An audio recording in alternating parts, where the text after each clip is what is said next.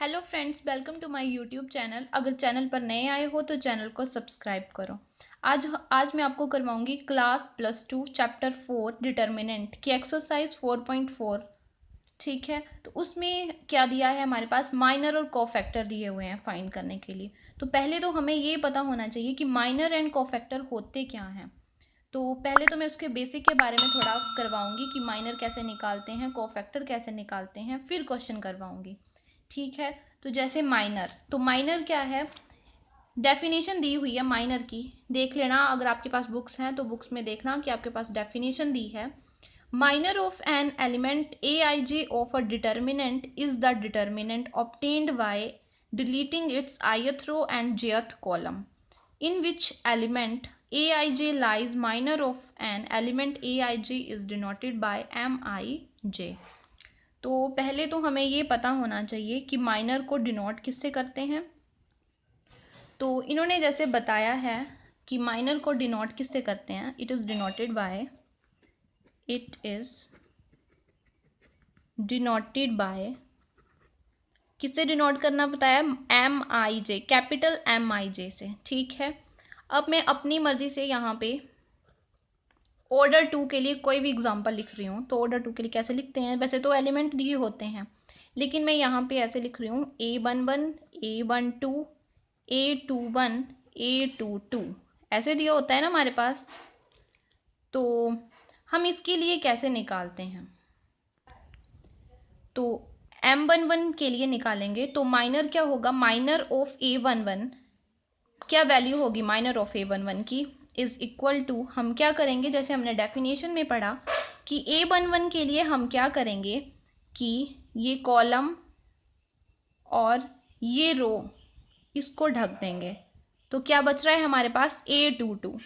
तो minor of A11 क्या आ जाएगा, A22। अब जैसे मैं M12 के लिए निकालूंगी, M21 के लिए निकालूंगी, M22 के लिए निकालूंगी। ठीक है, तो यहाँ पे क्या आ जाएगा, ये MIJ से डिनोट कर रहे हैं और ये भी AIJ की वैल्यू है, तो ये सेम आ रहा।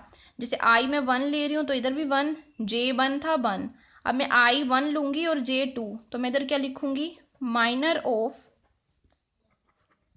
A12। तो माइनर ऑफ A12 की वैल्यू क्या आ जाएगी, ये है A12, तो ये कॉलम और ये रो हम ढक देंगे, तो कितना बचा, A21। तो यहाँ पे आ जाएगा A21। अब अगला माइनर ऑफ A21 के लिए, तो A21 के लिए क्या आ जाएगा, ये कॉलम और ये रो ढक रही हूं मैं, तो क्या बचा, A12। समझ आ रहा है कैसे कर रही हूँ। A11 के लिए किया तो आ गया A22। मतलब जैसे हम डिटर्मिनेंट निकालते हैं ना, हम वैसा ही कर रहे हैं, थोड़ा सा थर्ड ऑर्डर के लिए निकालूंगी तब आपको ज़्यादा अच्छे से एक्सप्लेन होगा। तो जैसे माइनर ऑफ मैंने निकाला, माइनर ऑफ A22, तो A22 के लिए क्या आ जाएगा, ये कॉलम मैंने डिलीट कर दिया और ये रो डिलीट कर दी, तो क्या बच रहा है, A11। तो ये आ गया A11। ठीक है, अगर माइनर आपको अच्छे से समझ आ गया तो ठीक है, अगर नहीं आया समझ तो आप फिर से कमेंट करके मुझे बता सकते हो। अब जैसे नेक्स्ट है हमारे पास कोफैक्टर, कोफैक्टर भी है ना इसी में, तो कोफैक्टर का मैं थोड़ा सा बता देती हूँ फिर क्वेश्चन करवाऊंगी। कोफैक्टर, कोफैक्टर क्या होता है, क्या लिखा है इन्होंने डेफिनेशन में कि cofactor of an element A I J denoted by capital A I J is denoted by A I J is equal to -1 raise to power. ये फॉर्मूला है, इसको पढ़ लेना, ये आपको पता होना चाहिए, तभी हम निकाल सकते हैं कोफैक्टर।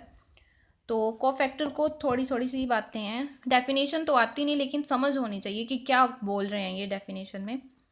तो cofactor, cofactor it is denoted by, it is denoted by capital AIJ।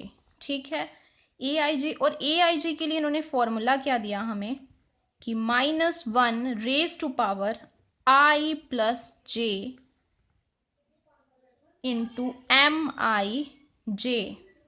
ठीक है, और MIJ क्या है, हमने ऊपर बता दिया कि ये माइनर है, MIJ क्या है, माइनर दिया हुआ है। ठीक है, तो अब हम कोफैक्टर के लिए मैं छोटा सा एग्जांपल लूँगी फिर हम उससे निकालेंगे।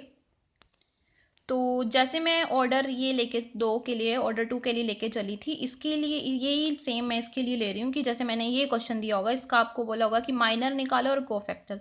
तो माइनर मैंने बता दिया कि ऐसे निकलते हैं, मैं कोफैक्टर इसी में बता दूंगी कि जैसे फर्स्ट के लिए A11, जब मैंने I और J की वैल्यू 1 1 पुट की तो आ जाएगा -1 रेज टू पावर 1 + 1 और M11, आई जे की जगह 1, आई जे की जगह 1 1 और आई जे की जगह 1 1, ठीक है। तो -1 रेज टू पावर यहाँ बन जाएगा 2 और M11, तो -1 रेज टू पावर 2, इसका मतलब क्या हुआ कि -1 × -1 रेज टू पावर 2 है, तो मतलब -1 को हम 2 बार गुना करेंगे, 2 बार मल्टीप्लाई किया तो 1 1 जा 1 और माइनस माइनस कितना हो गया प्लस, तो इधर वैल्यू आ गई 1। और M11 की वैल्यू जैसे हमने ये निकाली थी माइनर, तो M11 की वैल्यू क्या निकाली थी A22, तो इसका मतलब यहाँ क्या आ गया A22। अब मैं निकालूंगी A12 के लिए, फिर मैं निकालूंगी A21 के लिए, A22 के लिए। अब A12 के लिए सेम वैसे ही -1 रेज टू पावर 1 + 2 आ जाएगा। अब I की वैल्यू 1 है और J की कितनी भरी मैंने 2, M12 = -1 रेज टू पावर 3, तो यहाँ आ गया M, और M12 की वैल्यू कितनी है, M12 की वैल्यू मैंने ऊपर A21,